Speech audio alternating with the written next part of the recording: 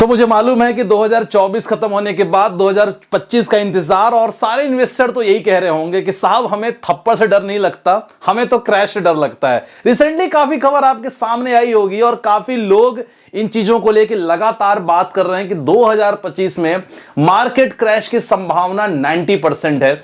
मैं आपके सामने डेटा प्रेजेंट करने वाला हूं कि क्या रीजन है कि क्यों ऐसा लोग कह रहे हैं। 2024 जो लगभग ऑलमोस्ट खत्म होने वाला है, 2024 में सबसे ज्यादा रिटर्न हमने कहां बनाया? बहुत कुछ हुआ यार। ईरान इजराइल की बात करें, रशिया यूक्रेन की बात करें, अगेन बहुत सारी चीजें ऐसा हुआ, रेट कट हुआ बार बार, मतलब इन चीजों को लेके पूरा 2024 में सबसे ज्यादा पैसा आपने अगर 1 लाख रुपए डाला होता तो कहां सबसे ज्यादा बनता?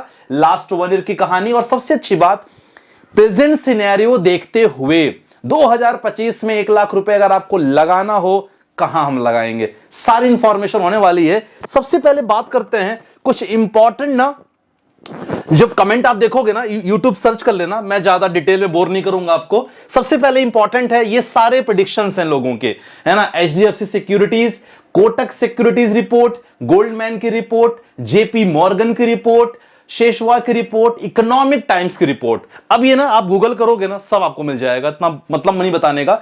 सबका कहना यही है कि 2025 का जो मार्केट है उसमें काफी गिरावट आएगी। सबसे बड़ा रीजन रहेगा यूएस को लेकर। तो चलो देखते हैं कि हमने 2024 में क्या खोया क्या पाया। सबसे इंपॉर्टेंट ये रहेगा क्योंकि यहां से आपको काफी इंफॉर्मेशन मिलने वाली है। चलो देखते हैं। 2024 की बात करोगे ना, सेंसेक्स की बात करेंगे, इंडिया के टॉप 30 कंपनी ने केवल 10% का रिटर्न दिया।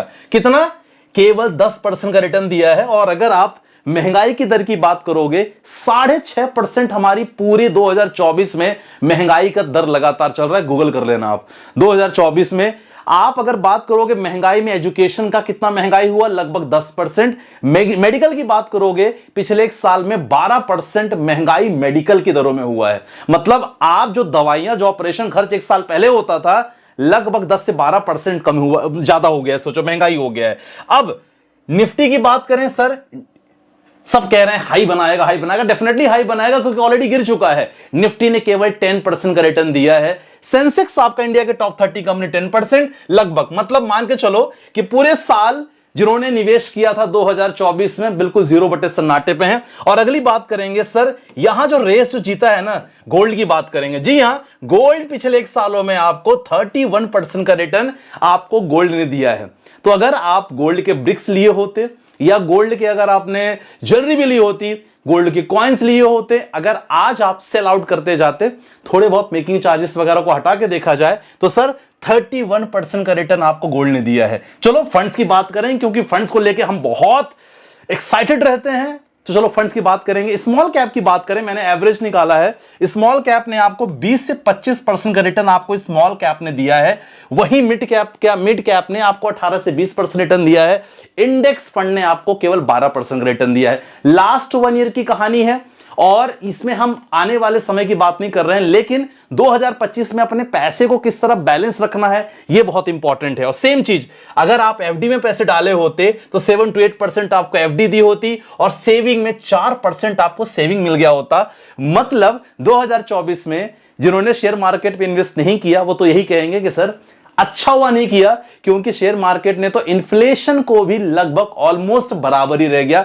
खासकर एजुकेशन का इन्फ्लेशन की बात करें या खासकर हम जनरल इन्फ्लेशन की बात करें, तो ये 2024 में घटा। और क्यों 2025 में रीजन क्या है जिसके कारण लोग बोल रहे हैं कि सर जो क्रैश होने की संभावना 90% हो गई है? बिल्कुल मैं ना आम आदमी के स्टाइल में बात कर रहा हूं, सो दैट आपको ज्यादा कॉम्प्लिकेटेड ना लगे। सबसे इंपॉर्टेंट है सर यूएस का इन्फ्लेशन और लगातार जो रेट कट हुआ है। रेट कट होने के बाद क्या होता है, मैंने सबको बता दिया है सर, मार्केट में महंगाई की दर थोड़ी सी बढ़ने लगती है, क्योंकि लोग चीज ज्यादा खरीदते हैं, मनी इनफ्लोज ज्यादा होता है मार्केट में, और इसके कारण महंगाई होती है। यूएस, ये रीजन बहुत बड़ा हो सकता है। ये तो पहला बहुत बड़ा कारण। हालांकि ट्रंप एक बहुत बड़ा ट्रिगर पॉइंट है, लेकिन वो तो वक्त बताएगा क्या हो सकता है। सबसे बड़ा इंपॉर्टेंट ये बड़ा रीजन है, लेकिन इससे ना हमें फायदा क्या होगा, मैं आपको चीज बताने वाला हूं। यूएस को इन्फ्लेशन को लेकर हमें डर है, लेकिन यूएस की आईटी कंपनी को लेकर थोड़ा सा हम यहां पॉजिटिव हैं। बाकी चीजें तो ठीक हैं, लेकिन ट्रम्प साहब के आने के बाद यूएस की जो आईटी कंपनी के बाद जो भारत को बिजनेस मिल सकता है उसको लेकर थोड़ा सा हम पॉजिटिव हैं। चलो, तो आईटी सेक्टर में एक हमें संकेत मिल रहा है कि अगर हमको निवेश करना हो 2025 में तो आईटी सेक्टर एक प्रमुख रीजन हो सकता है। चलो, अब भारतीय रुपया लगातार गिरता हुआ, जी हां, अगर हम बात करें कुछ दिन पहले की, कुछ महीनों पहले की, इट वॉज 80 to 83, आज लगभग मुझे लगता है 86 पहुंचने वाला है। प्रॉब्लम यह है कि हम जितना भी सामान हम यहां से अगर हम बाहर भिजवाते हैं तो प्रॉब्लम यह होती है, बाहर से हम जो खरीदते हैं सामान उसमें सबसे ज्यादा हमें ना इंपॉर्टेंट है कि हमें एज ए डॉलर के हिसाब से हमें पे करना होता है। तो डॉलर के हिसाब से जो रुपया बहुत कमजोर है, और यही बहुत बड़ा रीजन हो सकता है कि आने वाले समय में जब किसी भी देश की, इंपॉर्टेंट ध्यान रखना, किसी भी देश की उसकी मुद्रा अगर कमजोर होने लगती है तो थोड़े समय के लिए देश में आर्थिक स्थिति थोड़ी सी नाजुक हो सकती है, लेकिन ये अगर वापस कंसोलिडेटेड फेज में आया, बढ़ेगा तो हमारे लिए बहुत अच्छा हो सकता है। तो भारतीय रुपए का लगातार गिरना एक बहुत बड़ा कारण हो सकता है, क्योंकि अगर इसी स्पीड से गिरा तो प्रॉब्लम हो जाएगी। थर्ड इंपॉर्टेंट चीज सर, इंडियन मार्केट का रिसेंटली हमारे कंपनियों ने अच्छा खासा, आपने देखा क्या परफॉर्मेंस किया, मतलब घटिया परफॉर्मेंस किया। और रही बात क्वार्टर 3 की, तो मुझे लगता है कि क्वार्टर 3 में उतना अच्छा परफॉर्मेंस नहीं होने वाला, जो 15 जनवरी से एग्जाम्स के रिजल्ट सबके आने वाले हैं, तो यह बहुत बड़ा फैक्टर हो सकता है। तो अगेन आपको छोटा सा झटका जरूर मिल सकता है 15 जनवरी के बाद, अगर कंपनियों का जो रिजल्ट है, क्वार्टर रिजल्ट अगर खराब आया तो। क्योंकि अगर कंपनियां इंटरनल क्वार्टर रिजल्ट खराब करेंगे तो आपने देखा होगा, आज एचडीएफसी की बात करो, आज आप एशियन पेंट्स की बात करो, ये सब इतनी बड़ी बड़ी दिग्गज कंपनियां हैं, आज ये लगातार बिल्कुल जमीन पे लेटी हैं, कंपनियों का ये हाल है। तो कुछ भी हो सकता है, इन चीजों के लिए आपको हमेशा रेडी रखना है। मैं आपको बताने वाला हूं, चिंता मत करना। देखो, ये चीज तो जो हो सकता है सबकी प्रेडिक्शन है, लेकिन आपको अपने पैसे को यूटिलाइज किस तरह करना है, राइट। तो वीडियो अगर पसंद आ रही है, यहां तक आप अटके हो तो वीडियो को फटाफट लाइक कर दो, और यस कमेंट में प्यारा सा कुछ भी आप कमेंट मेंशन कर दो, हमारे लिए बहुत अच्छा रहेगा। सो इंडियन मार्केट की यस क्वार्टर 3 का रिजल्ट अच्छा, उम्मीद नहीं अगर आए तो बहुत अच्छी बात है। एक अच्छी चीज उम्मीद है हमें, जो हमें आईटी स्टॉक्स को लेके वो बहुत अच्छा है। और सबसे इंपॉर्टेंट है कि किसी भी देश में अगर रेपो रेट थोड़ा सा कट होता है तो देश के लिए, इकोनॉमी के लिए बहुत अच्छा है। भारतीय बाजार अभी देखा जाए, हमारा जो रिजर्व बैंक की बात करें तो रिजर्व बैंक फिलहाल ऐसा देखने को नहीं मिल रहा है, जो हमारे लिए कह सकते हैं कि एक रेट कट की जो बात करें, होना चाहिए तो अभी तो नहीं हुआ है, जिसके कारण महंगाई का दर पिछले एक साल में भारत में काफी तेज बढ़ा है। यह सबसे इंपॉर्टेंट है, और यह कमर तोड़ने वाला है मिडिल क्लास की।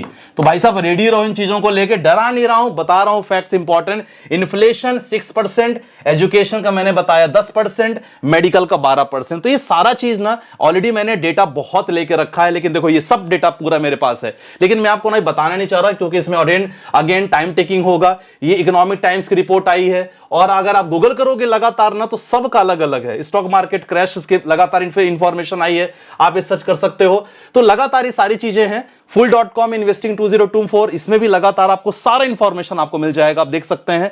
यहां से मैंने काफी चीज लिया है, गोल्डमैन जो मैंने बताया, जेपी मॉर्गन का मैंने बताया, ये सारा डेटा आपके लिए बहुत इंपॉर्टेंट है, आप लगातार चेकआउट कर सकते हो। रही बात इन्फ्लेशन की, तो यस मैंने इन्फ्लेशन का भी डेटा निकाला, और अगर लास्ट 1 ईयर की अगर बात करें तो लास्ट 1 ईयर का यस 6.70% 2020 से लेकर 24 की बात करें तो 2024 सेम चीज। तो हर चीज का सर क्या है, मेरे पास है, प्रूफ है, लेकिन मैं थोड़ा आपका टाइम बचाना चाह रहा था, दैट्स व्हाट। तो ये बड़ा रीजन रहा। यस मोस्ट इंपॉर्टेंट, भाई साहब क्या करती हैं ये ताई, भगवान मालिक है। और आने वाले समय में अगर टैक्स को लेके यहां अगर इन्होंने कुछ किया तो अगेन इंडियन मार्केट के लिए बहुत ही बुरा हो सकता है, क्योंकि ऑलरेडी अगर हम बात करें इन्वेस्टमेंट में टैक्स ऑलरेडी एप्लीकेबल है। आप चाहे म्यूचुअल फंड की बात करें, आप स्टॉक मार्केट की बात करें, तो उसमें कमी करना बहुत इंपॉर्टेंट है। मुझे लगता है कि अगर वन टैक्स वन सिस्टम लागू हो जाए तो बहुत अच्छा है। आई डोंट नो क्या होगा, लेकिन बहुत बड़ा टैक्स फैक्टर हो सकता है बजट को लेके जो आने वाला है, ठीक है, 1 फरवरी की बात है। सो चलो हम टोटल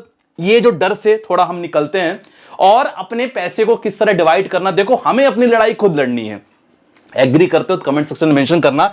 हमें अपनी लड़ाई खुद लड़नी है, इसीलिए हमें अपने पैसे को खुद अपने हिसाब से डिवाइड करना होगा, जो मैं करने लगा हूं। एग्री करते हो तो प्लीज आप कॉपी कर सकते हो। अगर आपके पास 1 लाख रुपए है, उसकी स्ट्रैटेजी क्या होनी चाहिए मैं आपको बताना चाहूंगा। अगर आपके पास 1 लाख रुपए है, थोड़े बहुत पैसे, जिस तरह मार्केट चल रहा है ना, पैसे को आपको डिवाइड करना होगा, पैसे को आपको काम पे लगाना ही होगा सर, कोई रास्ता नहीं है, और अलग अलग एसेट्स में लगाना होगा। अगर 1 लाख है, 30% आप चाहो तो म्यूचुअल फंड में निवेश कर सकते हो, ऐसे SIP। देखो यहां आपके मैं इमरजेंसी फंड को मैंने अलग कर दिया, उसको मैं काउंट नहीं कर रहा हूं, उसको हमेशा अलग रखो, सिचुएशन कब क्या आ जाए, ठीक है। 30% म्यूचुअल फंड डेफिनेटली आप इसको रखना चाहिए, निवेश करो। 1 साल का रिटर्न म्यूचुअल फंड में कभी मायने नहीं रखता, हमेशा प्लानिंग करो 4 से 5 साल का, जब हमेशा देखो 4 से 5 साल का देखो, और हमेशा जब भी मार्केट में गिरावट हो लमसम जरूर करो, मैं हमेशा कहता हूं। और ये बहुत बड़ी अपॉर्चुनिटी है, आज नहीं तो 2025 में 26 में आपको जरूर दिखेगा इसका। 15% स्टॉक्स, अगर आप स्टॉक्स मार्केट में निवेश करते हो सर, अच्छे सेक्टर पकड़ो, और ऐसे सेक्टर पकड़ो जहां मिड कैप की कंपनी हो, जो आपको लॉन्ग टर्म में अच्छे रिटर्न दे सकती है और शॉर्ट टर्म में रिटर्न दे सकती है। हम लोग प्राइम प्रीमियम ग्रुप में लगातार इसके बारे में बात करते रहते हैं। तो short term stocks, long term stocks, ये भी रखो, प्लानिंग करो कम से कम 3 साल होल्ड करने का। सर ये बहुत इंपॉर्टेंट फैक्टर है। देखो ये मैं चाहता हूं, देखो आप मेरे सब सब्सक्राइबर हो, सब मेरे प्यारे हो, सब बहुत करीब हो, ये करना चालू करो। गोल्ड में जिस तरह रिटर्न गोल्ड ने दिया है, गोल्ड का रेट कभी करने वाला, और लगातार गोल्ड की डिमांड, चाहे यूरोपियन की बात करें, अफ्रीकन की बात करें, एशियन की बात करें, लगातार गोल्ड का रेट और लगातार गोल्ड की डिमांड बढ़ती जा रही है। तो गोल्ड में छोटा निवेश करो, आपके पास थोड़ी सेविंग हो जाए ना, तो उसको FD में ना करके क्वाइन खरीद लो, ब्रिक खरीद लो, बहुत अच्छा रहेगा, ट्रस्ट मी। बाद में थैंक यू मुझे आप जरूर बोल दोगे। चलो ठीक है, ETF में निवेश करना चालू कर दो, कम से कम 10 से 12% कर सकते हो। और yes my dear friends, most important sir, health insurance जरूर ध्यान दो। मैं नहीं चाहता कि आप जो निवेश कर रहे हो आपका पैसा मेडिकल हॉस्पिटल में जाए। तो यस, शेयर मार्केट को लेकर जो क्रैश की खबर है बिल्कुल सच है, इसमें कोई दो राय नहीं है। और जितनी भी रिपोर्ट्स है ना, ये रिपोर्ट झूठी नहीं है, सारी रिपोर्ट्स आप गूगल कर लेना, सब कुछ आपको मिलेगा डिटेल में। तो आई होप आप अपना खुद ध्यान रखेंगे, क्योंकि कोई हमारा ध्यान नहीं रखेगा, ना सरकार ध्यान रखेगी, ना कोई रखेगा। आपको अपना ध्यान, अपने एलोकेशन खुद आपको रखना होगा, राइट। सो मिलते हैं नेक्स्ट वीडियो के साथ, बाय बाय, टेक केयर, जय हिंद।